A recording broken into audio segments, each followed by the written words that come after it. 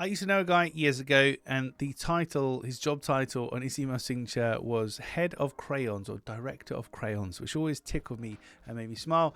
And that's the topic of today's Daily Sales Message podcast, where every single day I share a piece of simple and actionable advice that's designed to help you feel more confident and sell more stuff too.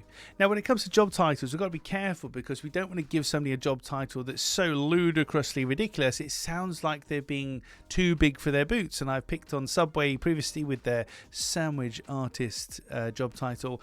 I don't like that one because it makes it, with all due respect to people that work in Subway, it's trying to make it sound better than it is. Whereas Director of Crayons, or I saw on LinkedIn recently, Chief Chimpologist or Head Chimpologist or something like that, it's playful, it's funny, it's not trying to be anything that it's not. What it does do is makes a connection. Well, it does three things actually. It gets my attention, it makes a connection, and it makes that person more memorable, because whilst I can't tell you precisely, I know the first name, I can't tell you the surname of the person that was Director or Head of Crayons, I definitely remember their job title. So, is it appropriate for your business, product or service? And it almost certainly is not appropriate in most cases, but is it appropriate to have a funny job title? Now remember, it can't be something that can be construed as you trying to make yourself sound too big for your boots, but can you poke fun at yourself?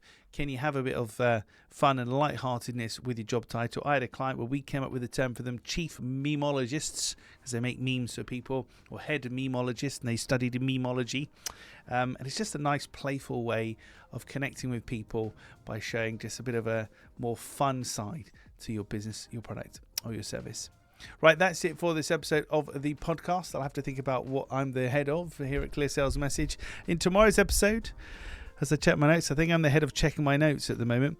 We're going back to basics. We are going back to basics. You probably didn't realize it, but everything that you read on the internet and in magazines and in adverts, etc., there's something that exists in all of it that is there to help, but you've probably never realized it before. We'll cover that in tomorrow's episode. In the meantime, thank you for listening or watching all the way to the end. I appreciate it. I'll catch you tomorrow for another exciting edition of the Daily Sales Message.